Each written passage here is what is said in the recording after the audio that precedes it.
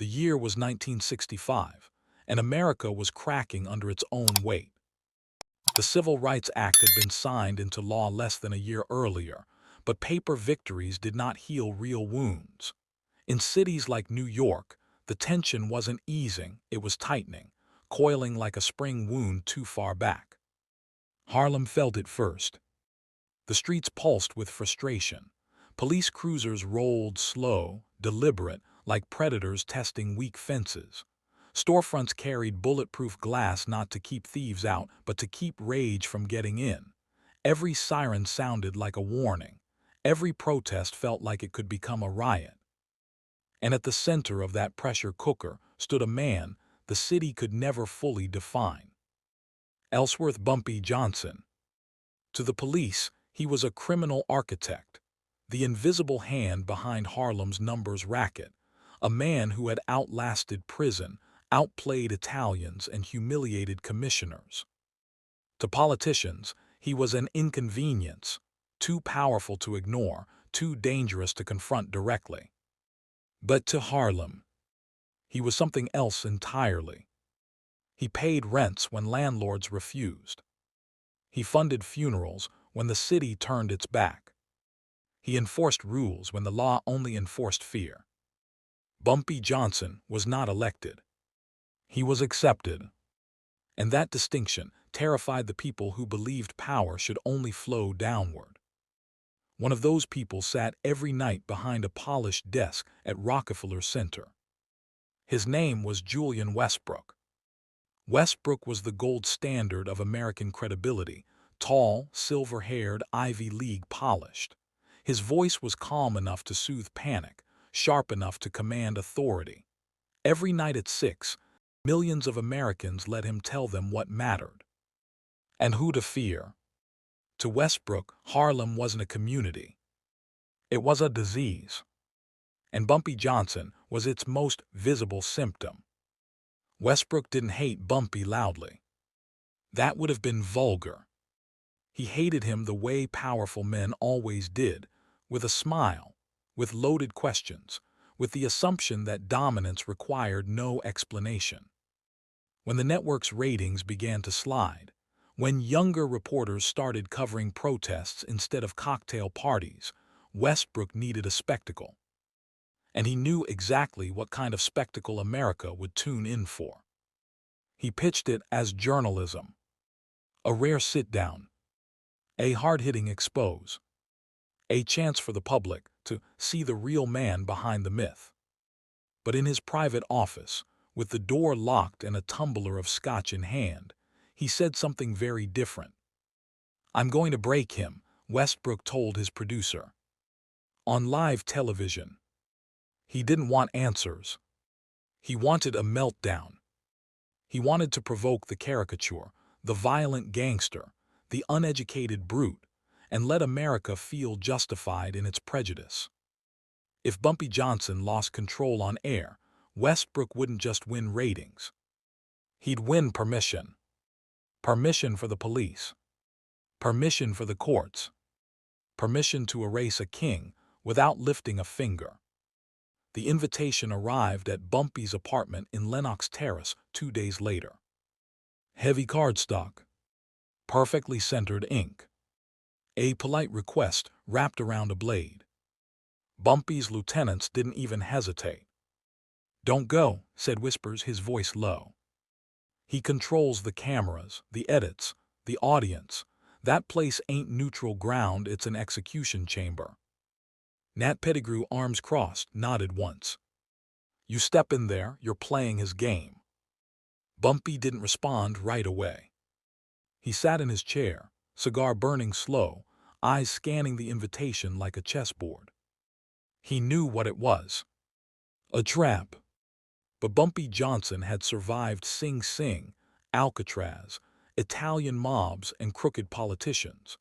He had spent his life walking into traps designed by men who underestimated him. Declining the interview would make him look afraid. And Bumpy Johnson was many things, but afraid had never been one of them. "I'm going," he said finally. The room went quiet. "They think I'm a caricature," Bumpy continued. They think I'm noise, muscle temper. He folded the invitation and slid it into his pocket. They don't know they just invited a man who reads philosophy and plays chess 3 moves ahead. Whispers exhaled slowly. Then let him set the trap, he said, and we'll bring the truth. The morning of the interview arrived wrapped in steel-gray skis. New York wore winter badly that day. The wind cut through avenues like a blade sharpened on concrete, stinging faces, snapping coats, reminding everyone that comfort was never guaranteed in this city. It was negotiated. Bumpy Johnson rose early, not because he was nervous, because preparation was a ritual. He moved through his apartment with the calm precision of a man who understood that appearances were weapons. Every choice mattered. Every detail communicated intent. He selected a charcoal gray Italian suit, tailored close but not tight, authority without arrogance. The fabric caught light without begging for it. His shirt was white, crisp, pressed to military perfection. The tie deep burgundy silk chosen not for fashion but symbolism. Power, blood, control. He fastened his cufflinks slowly, gold, simple, heavy. He placed his fedora on his head at a precise angle, not too low, not too proud. The angle Harlem recognized. The angle that said this man answers to no one in the room. Bumpy stood before the mirror. What looked back at him was not a criminal. It was not a thug. It was a man who could walk into a Senate chamber and not look out of place. That, more than anything, was what Julian Westbrook feared. The Cadillac idled outside, black paint swallowing the weak winter light. Nat Pettigrew stood by the rear door, coat pulled tight, eyes scanning corners out of habit carved into bone. Whispers slid into the front seat, already quiet. No one spoke as the car pulled away. They crossed 110th Street, and the city shifted like a mood swing. Harlem breathed differently. Here, the streets had rhythm. People nodded when they saw the car. Shop owners paused mid-conversation. Kids leaned against brick walls and watched with the sharp awareness of those who learned early who mattered. Bumpy did not wave. Kings never did. As the Cadillac moved south, the brownstones thinned. The music faded. The faces changed. The further downtown they went, the whiter the sidewalks became. The suits sharper. The pace colder. Midtown Manhattan rose around them like a fortress of steel and glass, impersonal, immaculate, and unforgiving. Rockefeller Center appeared ahead, towering, immaculate, smug in its permanence. A monument to control. The car rolled to a stop at the studio entrance. The hostility met them instantly. The doorman, thick-necked, uniform immaculate, posture rigid, hesitated before opening the door. He looked at Bumpy, then at Nat, then back at Bumpy again, his mouth tightening almost imperceptibly. He opened the door. But he did not offer a hand. He did not say, "Sir." He simply stepped back. His body language loud with the message, "You don't belong here." Bumpy stepped out of the car without acknowledging him. The lobby was a cathedral of marble and echoes. Footsteps bounced off polished floors. Secretaries moved with purpose.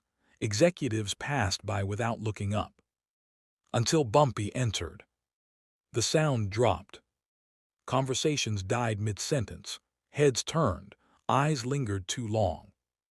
It was rare for a black man to walk through those doors, unless he carried a tray or pushed a mop. It was unheard of for one to walk through wearing a suit that cost more than the security guard's annual salary, moving with the calm, unhurried authority of ownership. At the reception desk stood a young woman with carefully pinned hair and a smile stretched thin by fear. "Am Mr. Johnson?" she asked. Bumpy nodded once. "Mr. Westbrook is expecting you. Security will need to check." She didn't finish the sentence. 2 guards stepped forward. Big men, former cops by the look of them. Hands resting near belts not because they needed to, but because they wanted to. One stepped directly into Bumpy's space. "Arms out," the guard grunted. "Standard procedure." Nat moved instantly, his fists clenched, his shoulders squared. But Bumpy raised a hand. Just one. Nat froze. Bumpy looked at the guard, not aggressively, not angrily, but directly. Calm, measuring, the way men look when they are calculating consequences. "I am a guest of Mr. Julian Westbrook," Bumpy said softly.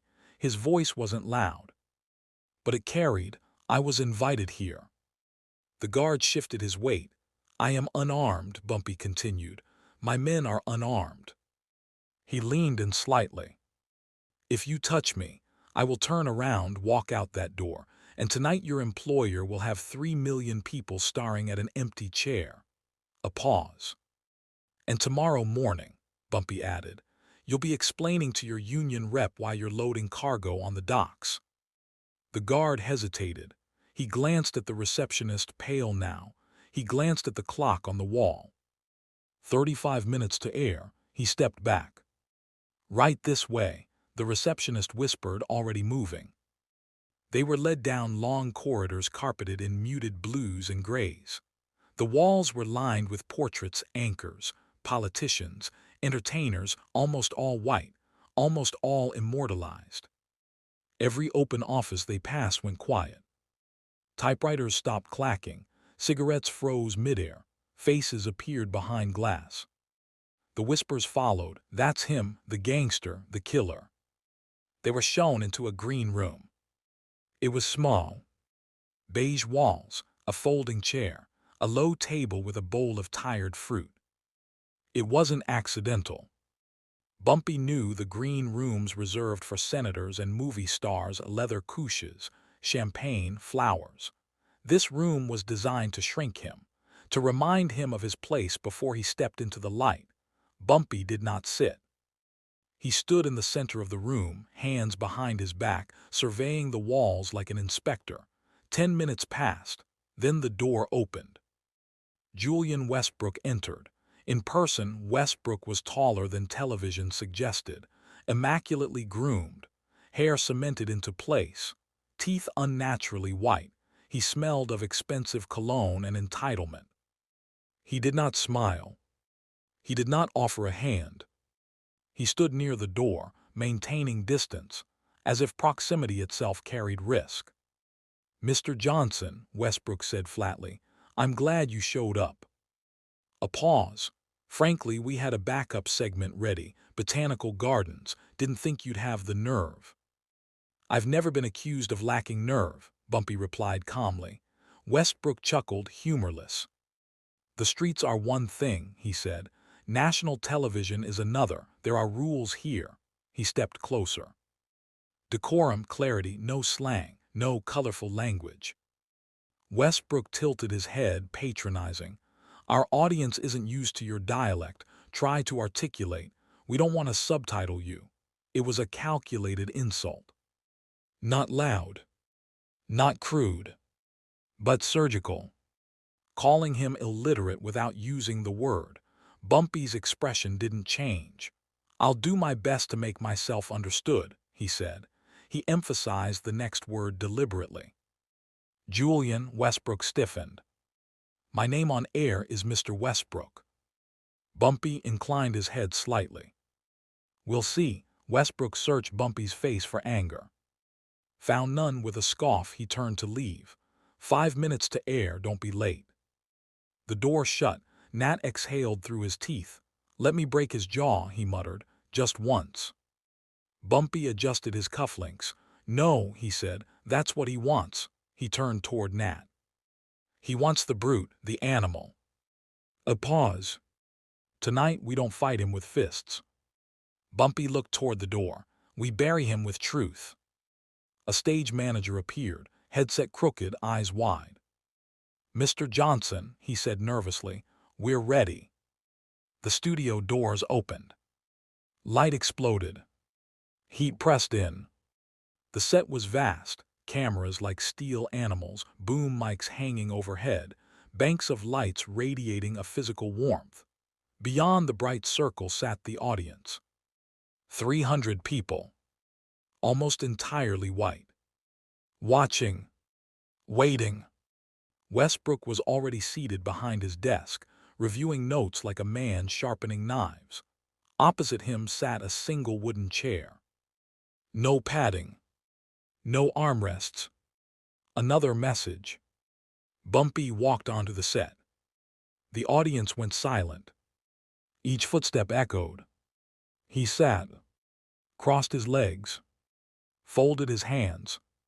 Comfortable. Regal. A makeup assistant rushed in to dab Westbrook's face.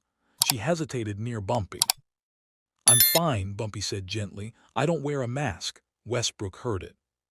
His jaw tightened. The countdown began. 30 seconds. 20. The red camera lights ignited. The floor director pointed, and America leaned forward. The red light burned to life. 3 million living rooms went silent.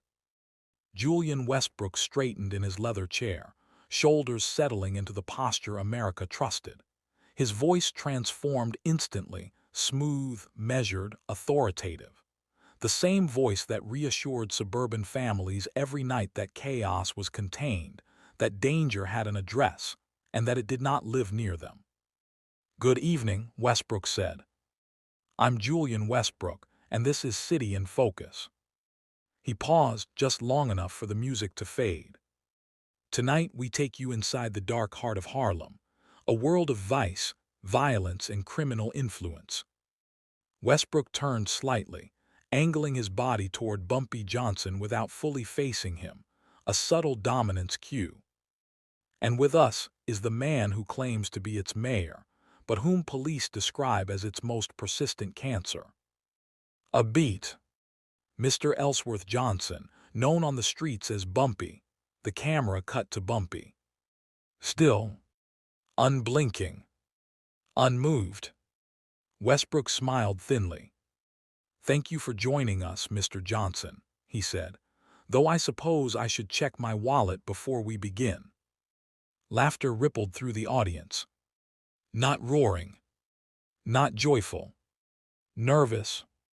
Westbrook let it breathe. He enjoyed it. Bumpy waited. When the laughter died, he spoke. "You're welcome to check your wallet, Mr. Westbrook," he said evenly. "But you'll find the people who steal from the poor in this city usually sit behind bank desks downtown, not on street corners in Harlem." Silence. The audience shifted. Westbrook's smile faltered just a fraction before snapping back into place. "Very clever," he said dismissively, "but let's deal in facts." He leaned forward. "You present yourself as a businessman, a community figure." Westbrook tapped his papers. "But police records describe something else entirely. They say you run an illegal numbers operation that drains the savings of struggling families. Milk money, rent money." His eyes flicked to Bumpy's suit. "Also, you can wear Italian suits and live like royalty." The implication landed heavy. Bumpy leaned forward slightly. "The numbers game," he said calmly, "is the poor man's stock market." A murmur rippled through the crowd. Wall Street gambles with millions every day. When they crash the economy, the government rescues them. He looked directly at Westbrook. "When a black woman in Harlem puts a dime on a number hopping to keep her heat on, the police kick down her door." Westbrook's jaw tightened. "Because it's illegal," he snapped, "and because it breeds violence, murders, shootings." He raised his voice slightly. "You are responsible for the blood on Harlem's sidewalks. Do you deny men have died on your orders?" Bumpy did not hesitate. "I deny that I am the cause of the violence," he said. His voice stayed level. "Violence is born from poverty, from despair, from a system that refuses to hire a black man for anything beyond sweeping floors." He paused. "You want to talk about blood, Mr. Westbrook? Let's talk about landlords who shut off heat in winter. Let's talk about police batons cracking teenage skulls." Bumpy leaned back. I didn't create the jungle. A beat. I just learned how to survive in it. Westbrook shifted. This was not going according to plan. Bumpy wasn't defensive. He wasn't angry. He was reframing the entire conversation. Westbrook decided to escalate. You speak eloquently about society, he said, voice sharpening. But let's be honest. He leaned back, crossing his legs. You're not an educated man. You spent your youth in prison, not universities. You're a thug who got lucky. A pause. Do you truly believe you have the intellectual capacity to lecture this audience about economics? The studio crackled. This was the insult Westbrook had been waiting to deploy. Not racial slurs. Not shouting. This was refined humiliation. Bumpy stared at him. Didn't blink. Didn't speak. The silence stretched. Uncomfortable. Dangerous. Then, I may not have a Harvard degree, Bumpy said softly. But I do have a degree from Sing Sing. A few gasps. I studied men there, I studied systems, and I read. He leaned forward. I suspect I've read more books in a cell than you've read in your entire life. Westbrook stiffened. You read teleprompters, Bumpy continued. I read history. A pause. And history teaches me this. Men like you always believe they own the world.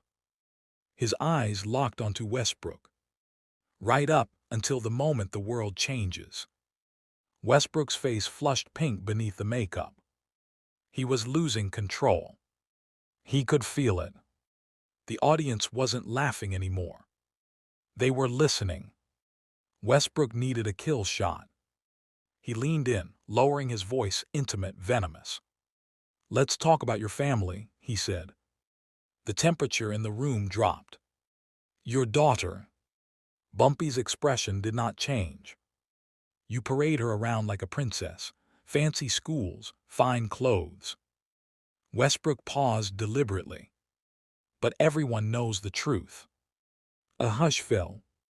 No matter how much money you spend, she'll never be accepted.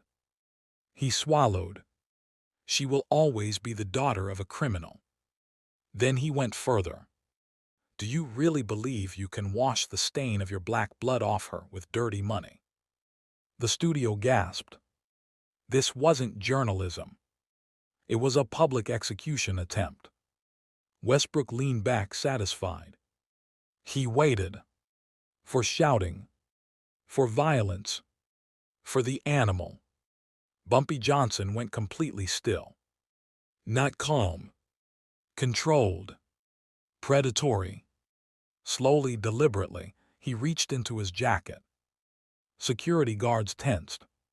Hands twitched. But Bumpy withdrew only a silver cigarette case. He opened it. Struck a match. The flame bloomed. He lit his cigar and exhaled smoke across the desk, straight into Julian Westbrook's face. Then he spoke. You made a mistake, Julian. The anchor flinched at his first name. You thought you were interviewing a man who wanted your approval. Bumpy smiled. It was not friendly. And you forgot one thing. He glanced at his watch. We're on live television. The producer screamed in Westbrook's ear. Cut to commercial. But Westbrook couldn't move. Bumpy leaned forward. There's no one here to save you from the answer I'm about to give. The red camera light burned. Unblinking. The trap had closed. But not on the man Westbrook expected. The studio no longer felt like a television set. It felt like a courtroom with no judge. The red camera light burned hot and unforgiving, an unblinking eye broadcasting every breath, every twitch, every crack in the armor of a man who had never imagined himself vulnerable. Julian Westbrook sat frozen behind his desk. The smoke from Bumpy Johnson's cigar drifted lazily between them, curling upward like a signal fire. The audience had gone completely silent, not the polite silence of television etiquette, but the kind that follows a car crash, when no one is sure if they just witnessed death. In the control booth, the producer was losing his mind. "Cut it," he screamed, slamming his fist against the console. "Cut to commercial, kill the feed." But the director didn't move. He had been in television for 20 years. He knew what history looked like when it happened. And this was history. Bumpy leaned back in the wooden chair meant to humble him. Instead, it looked like a throne carved from patience and inevitability. "You asked me about shame," Bumpy said softly. His voice didn't rise. "It didn't need to. You asked if my daughter was ashamed of me." He reached into his jacket again. Westbrook's eyes widened, his shoulders tightened, every nerve in his body screamed danger. But Bumpy didn't pull a weapon. He pulled out a small folded slip of paper. A gambling marker. He smoothed it carefully on the desk between them. "You like to talk about parasites," Bumpy continued. "You like to talk about exploitation." He tapped the paper once.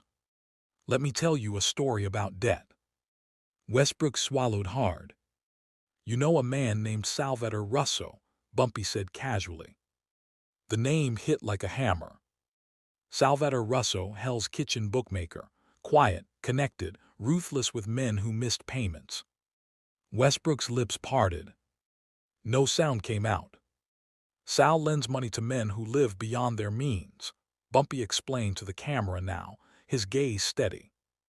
"Men who wear expensive suits, drive nice cars, and pretend they belong to a class they can't afford." He turned back to Westbrook. "You enjoy Saratoga, don't you? Private card rooms at the plaza." Westbrook shook his head weakly. "This is slander," he whispered. "I'll sue you." "Slander is a lie," Bumpy replied calmly. He slid the paper closer. "This is a receipt." The camera zoomed. A date. An amount. $50,000. Dated the previous Tuesday. The audience gasped as one. Bumpy continued. "When men like you can't pay men like Sal, they get desperate." His voice hardened. "They look for a big story, a spectacle, something to earn a raise before their legs get broken." Westbrook was sweating now. The powder on his face cracked. His hands trembled visibly on the desk. "You didn't bring me here to expose Harlem," Bumpy said. "You brought me here to save yourself." Westbrook's mouth opened. "Stop," he whispered. "You thought if you humiliated me," Bumpy went on, "you'd be a hero, you'd get your bonus, you'd pay off your debt." He leaned forward. "You're not a journalist, Julian." A pause. "You're a gambler." The word landed like a verdict. "A degenerate one." Westbrook's eyes darted to the camera. To the audience. To the guards. "Anyone." "Please," he croaked. Bumpy's voice dropped. "You mentioned my daughter." The temperature in the studio seemed to fall. "You asked if she was ashamed of me." Bumpy stood. Slowly. Deliberately. He unfolded himself to full height, towering over the fallen giant behind the desk. He picked up the marker and dropped it onto Westbrook's lap. "My daughter knows who I am," Bumpy said. "She knows I keep my word. She knows I pay my debts. And she knows I never sold my soul to a loan shark to pretend I was something I'm not." Bumpy leaned in close. "So my daughter sleeps peacefully." He straightened. "But when your son goes to school tomorrow." A pause. "And the other children ask why his father is a fraud who owes money to criminals." Bumpy met Westbrook's eyes. "I wonder who will feel shame then." Westbrook broke. "Cut the feed," he screamed. His chair tipped backward as he scrambled away, sending him crashing to the floor in a tangle of limbs and tailored fabric. "Security, get HIM out." The camera light finally blinked off. But it was too late. 3 million people had already seen everything. The studio descended into chaos. Guards rushed forward, but their authority felt hollow now. The stage manager barked orders no one heard. Bumpy looked down at Westbrook, shaking, broken, exposed. He reached into his pocket one final time. Westbrook flinched. Bumpy pulled out a single crisp $100 bill. He dropped it onto Westbrook's chest. "For a cab," Bumpy said calmly. "Since Sal's taking your car." Then he turned away. Nat and Whispers flanked him instantly. They moved as one, a wedge of dark suits slicing through the stunned studio staff. The audience stood. Not clapping. Not booing. Watching. As Bumpy Johnson walked out a king. By the next morning, the city had changed. Not visibly. Not dramatically. But in the way animals sense an earthquake before the ground moves. The newspapers didn't know what to do with it. Some headlines screamed. Others hedged. But none of them denied it. Julian Westbrook, humiliated. On live television. Harlem figure turns tables in stunning broadcast. Network after on-air collapse. The network released a statement before noon. An unscripted exchange occurred during last night's broadcast. The network does not condone. No one finished reading it. The footage was already everywhere. Barbershops, corner diners, pool halls. Men leaned forward over steaming cups of coffee, replaying the moment Westbrook's voice cracked. In Harlem, nobody laughed. They nodded. Old men who had survived worse wars recognized what they'd seen. Power had been forced to speak honestly, and it didn't survive the sound of its own voice. By Tuesday afternoon, Julian Westbrook's name was radioactive. Sponsors pulled out quietly. Then loudly. The station announced an indefinite leave citing exhaustion and personal matters. By Friday, his office was empty. The framed awards came down first. Then the desk. By Sunday, he was gone. No farewell episode. Just absence. The kind reserved for men whose downfall is too embarrassing to memorialize. Salvatore Russo got his money. No drama. No broken bones. Just a quiet envelope exchanged in a diner booth in Queens. Debt settled. Interest paid. Russo never mentioned Julian Westbrook's name again. There was no need. Back in Harlem, the reaction was different. No celebration. No parades. Bumpy Johnson did not host a party. He sat at his kitchen table that night with his daughter. The radio hummed softly in the background. She poured him coffee. He watched her hands as she moved. Steady. Unafraid. "You okay?" she asked.